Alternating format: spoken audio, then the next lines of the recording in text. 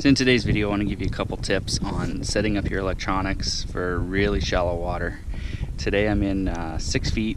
It's actually a clear bottom, so it's actually not the worst situation. We'll go to an area that has some weeds just so you can see what it looks like when you're around weeds. A couple things I do that really make a big difference is on the setup. I don't use the zoom. I just use the full screen chart, and I have my amplitude scope on. And you can go into your menu, go to advanced, into view. You can choose your split there, so make sure you have no split, and then your amplitude scope is turned on. And that'll really help you out in the shallow water. The other thing I do, and I hope you can see that, is I keep my transducer as high as possible in the hole.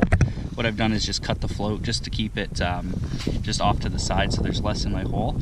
And the transducer is pretty much right at the bottom of the ice. The bottom of the transducer is flush with the bottom of the ice. So when you set your transducer up this way, it just gives you more of the screen. It'll keep your bottom lower on the screen because the distance between the bottom and the transducer is greater, and just give you more screen to work with and make it a lot easier to see what you're dealing with down there. Okay, so now I've moved locations, and you can see we're in 4.9 feet of water, so right around here is our bottom according to the fish finder, but we're getting a stronger return down here in that yellow color. So most likely we're on some weeds. Now you can see we're in 5.5 feet of water, so that's changing. So looks like we do have some weeds.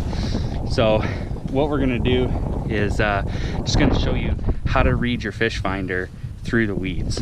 So I'm just gonna drop down just a little bait like this. Most likely this area is gonna have a perch in it. Okay, so you can see my bait going down. It's at the 3 foot mark now, and I'm just moving it up and down, as you can see. So chances are that those other lines we're seeing are weeds. They're not actually other fish, because if they were fish, they'd probably move up towards the lure.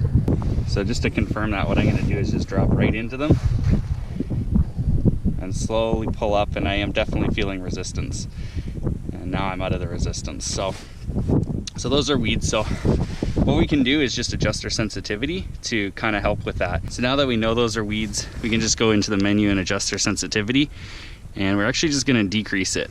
What I'm gonna do is pull my lure up above the weeds, just decrease it to the point where I can still see my lure, drop my lure into the weeds. I can faintly see it, so I'm gonna turn it up just a bit. So that's about where I have it. In this case, 49%.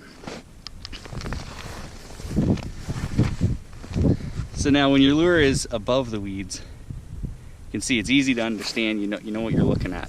When we drop below them though, it's gonna change. We're actually just gonna see a lot more vertical lines. You can see that as I lift it out, drop it back down. This is where it was. It came out and came back down, just as vertical lines. That's would typically be how it'll look in the weeds. So fish are going to look the same when you're seeing them through the weed beds. And so right there you can see a fish coming up at it.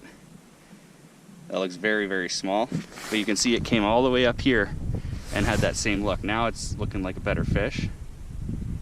Let's see if he takes it. Okay, so there's one coming up. You can see again how it's lines like that. Now that one's kind of steadying out there. Looks like there might be another one down there too.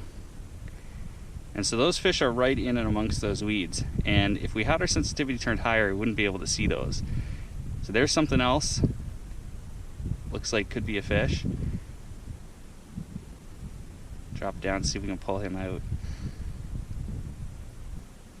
Now the other thing you have to watch is there could be current and anything like that that's going to move those weeds around. So a lot of the times those lines will shift, but it's actually just the weeds. It's not a fish coming in. So like right now, I would say that's all weed. There's probably not a fish under that 4 foot mark.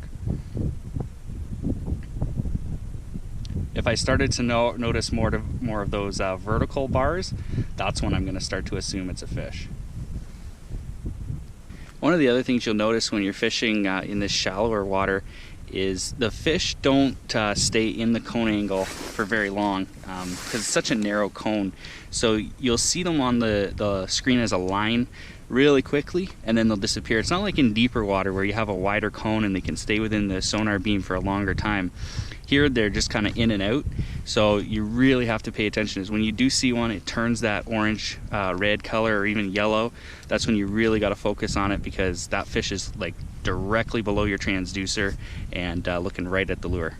And then what goes along with that is if a fish does leave the cone angle, you no longer see it, chances are it could just be a foot or two away from your hole. It doesn't mean it's gone and, you know, completely out of range. It's probably still close enough that you can do something to trigger that fish to come back and then hopefully get it to bite.